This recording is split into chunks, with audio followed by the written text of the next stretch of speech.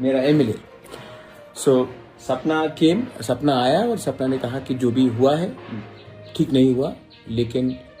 Everybody deserves a second chance, क्योंकि हम लोग तिपरासा लोग सिर्फ कितना है 10-11 लाख 12 लाख, और अगर हम लोग एक दूसरे से फाइट करेंगे तो नुकसान हमारा नेक्स्ट जनरेशन का होगा। तो अगर नेक्स्ट जनरेशन को अच्छा एग्जाम्पल देना है तो इलेक्शन खत्म हो चुका है। एमएलए स्वप्न देबरमा त्रिपुरा थाबा जे कैसे केरा अंगलाय कोक बांगले मा तुइना मथागै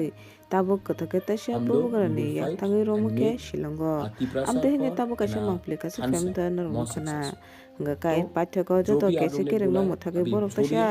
थानसानि मारिगो किफिलि फैक्या एमएलए स्वप्न देबरमा नुगु माखना नर अमांप्ले बिदुनि स्क्रिनो